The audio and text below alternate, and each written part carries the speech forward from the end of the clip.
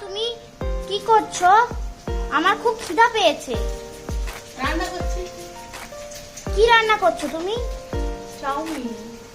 এই রাত্রিবেলা চাউমিন করছো? হ্যাঁ, চাউমিন রান্না করছি। কি কি দিয়েছো চাউমিনে? অনেক কিছু দিয়ে করছি আজকে চাউমিন।